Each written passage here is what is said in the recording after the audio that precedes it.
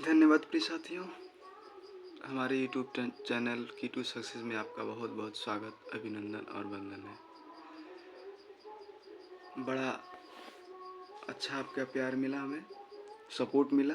इसी तरह से आगे भी हमें आपका प्यार और सपोर्ट मिलता रहेगा।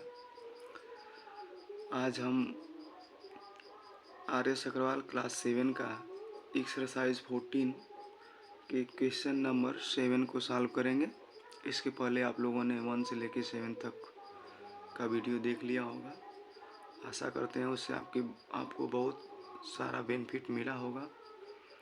तो आज हम क्वेश्चन नंबर 7 को सॉल्व करेंगे। तो चलिए देखिए क्वेश्चन नंबर 7 क्या कर रहा है। क्वेश्चन नंबर 7 है, इन the adjoining figures is being given that AO parallel CD, OB parallel CE and angle AOB equal to 50 degree. Find the measure of angle ECD। तो क्या कर रहा है कि इसमें जो एंगल है, यह जो फिगर दे रखा है आपका 7 वाला, इसमें AO जो है CD के पैरेलल है। AO को देखिए आप, AO जो है CD के क्या है, पैरेलल। ये दोनों लाइन पैरेलल है। और जो ये जो है आपका OB ये पूरी लाइन OB जो है CE के पैरेलल है। इसके पैरेलल है C, यानी यहाँ पे दो पैरेलल लाइन है। AO पैरेलल है CD के और CE पैरेलल है OB के। ओके, इसके बाद यहाँ पे एक कोण आपको दे रखा है 50 डिग्री। तो हमें पूछ रहा है कि इसी C का मान निकालना है। CECD का मान हमें फाइंड करना है।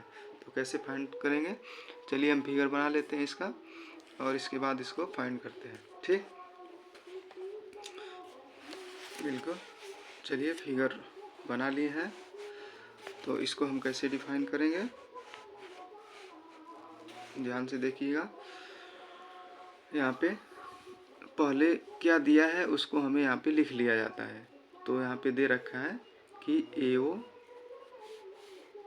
AO parallel CD and CE parallel OB ये गिवन दे रखा है। तो हम सबसे पहले first of all we say that AO parallel CD, AO parallel CD and OD is intersecting, transversal लिख सकते हैं।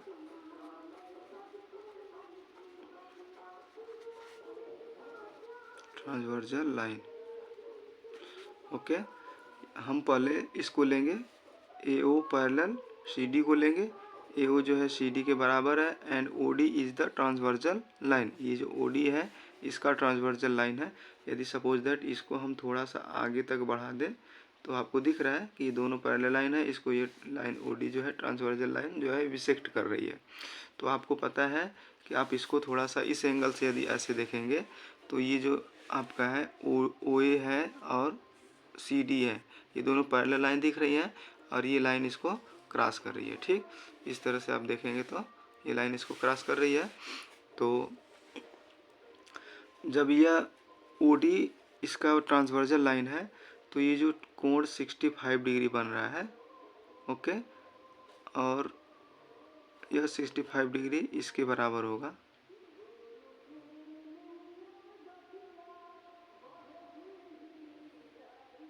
यह 65 डिग्री है तो इसका भी मान हमारा क्या हो जाएगा, इसका भी मान हमें निकाल लेना होगा।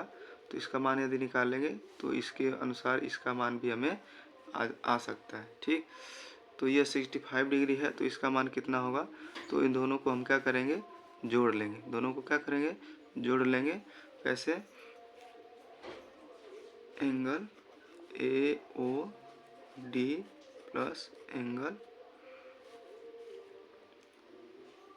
CDO, ये क्यों होगा बराबर 180 डिग्री, क्यों होगा? लाइनियर पेयर के कारण, लाइनियर पेयर्स एंगल के कारण, लाइनियर पेयर्स एंगल के कारण या दोनों कोणों का मान 180 डिग्री होगा। तो इसका मान हमें दे रखा है 65 डिग्री, 65 डिग्री प्लस इसका मान हमें निकालना है CDO का मान हमें निकालना है 180 डिग्री। ओके, तो इसका मान निकालेंगे।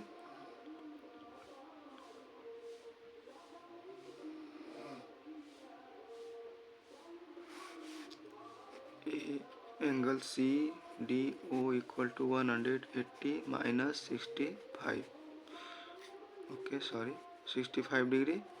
अब यहाँ पे माइनस करेंगे, 10 में से 5 गया, 5 7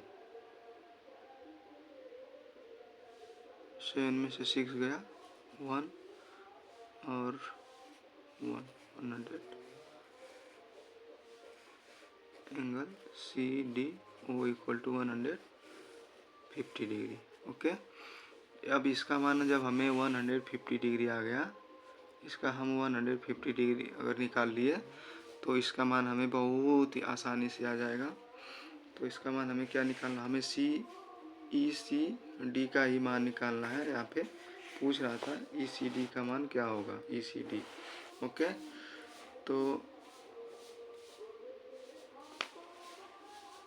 सॉरी ये आपका 50 डिग्री दे रखा है, गलती से 65 डिग्री हो गया, तो ये आपका 50 डिग्री है, इसलिए यहाँ पे हम 50 डिग्री रखेंगे। 50 यहाँ से 50 घटाएंगे, यहाँ से 50 घटाएंगे तो आपका बचेगा 130 डिग्री, 130 डिग्री आ जाएगा, सॉरी। अब CDO का मान 130 डिग्री आ गया, इसका 130 डिग्री, तो इसका भी मान 130 डिग्री हो जाएगा। क्यों होगा, इसको आइए देखते हैं। इसको अब पैरेलल हम इन दोनों को मानेंगे, CE parallel OB and CD is transversal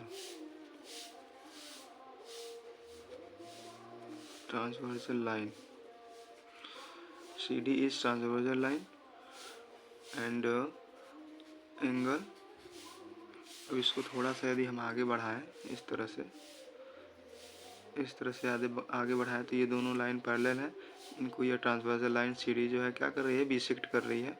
तो जो यह कोण होगा वही यह कोण होगा। इसको हम थोड़ा सा आगे बढ़ाएं तो यह कोण इस कोण के क्या होगा, बराबर होगा। तो लिखेंगे एंगल ODC बराबर होगा एंगल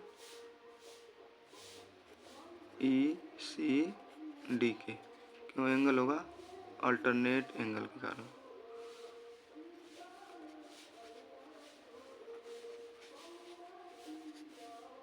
अल्टरनेट एंगल के कारण यह बराबर हो जाएगा। तो इस तरह से एंगल ECD बराबर हो जाएगा 130 डिग्री। इसी का मान हमें फाइंड करना था। ओके, नेक्स्ट क्वेश्चन है आपका।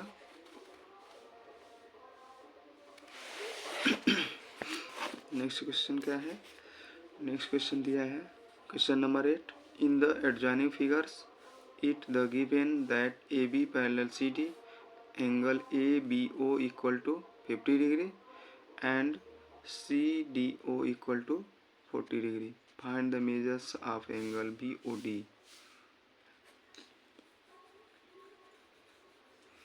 ओके, तो इसको हमें कैसे डिफाइन करना होगा, सबसे पहले इसका हम फिगर बना लेते हैं। तो ये हमारा फिगर है।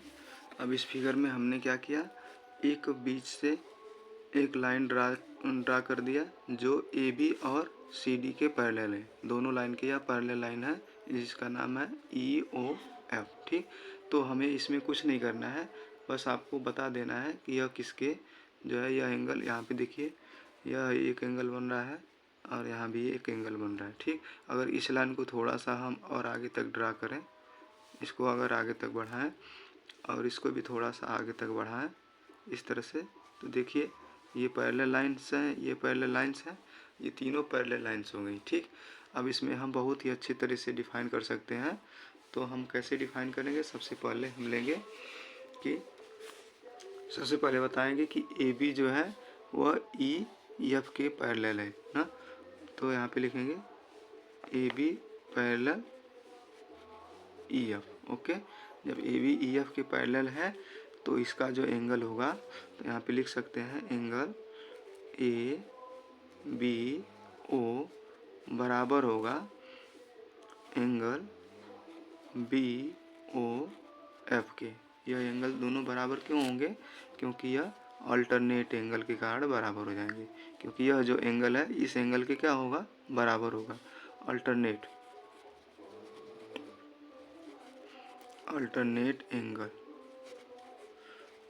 एंगल के कारण दोनों बराबर हो जाएंगे इस तरह से।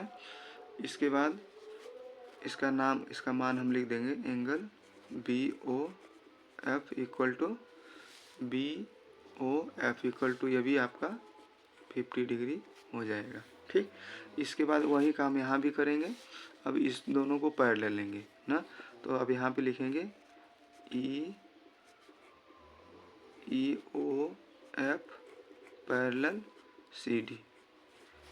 ई ओ एफ जो लाइन है वह सी डी के क्या है, पैरेलल है। जब यह सी डी के पैरेलल है तो देखिए यह इंटरसेक्टिंग लाइन है। यहाँ पे लिख सकते हैं कि B O is in transversal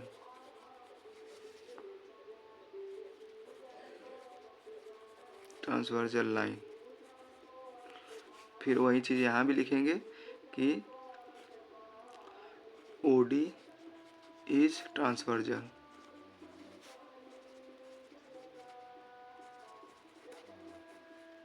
OD is transversal line. Okay, इसी तरह से जब ओडी आपकी ट्रांसवर्जल लाइन हो गई तो यह कोण इस कोण के क्या होगा, ये वाला एंगल इस एंगल के क्या होगा, इक्वल होगा। तो इस तरह से हम लिख सकते हैं एंगल सी डी ओ बराबर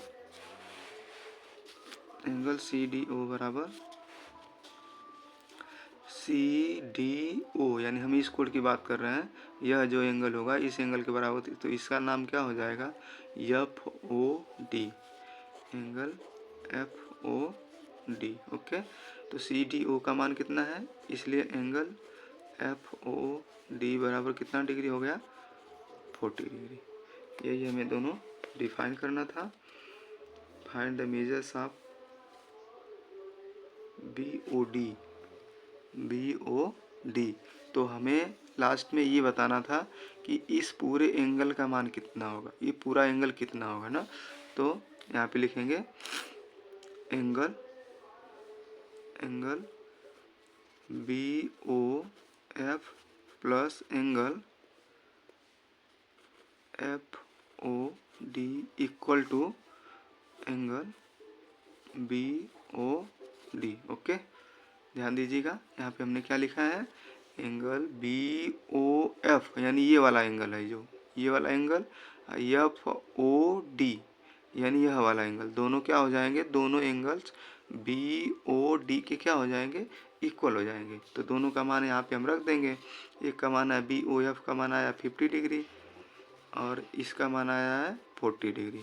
तो दोनों जो है एंगल बी ओ डी के बराबर हो जाएंगे, इसलिए एंगल बी ओ डी बराबर 90 डिग्री। दोनों का योग कितना आ जाएगा, 90 degree. Angle B O D का मान निकल के आ गया 90 डिग्री। ओके, आप लोग घबराइए नहीं।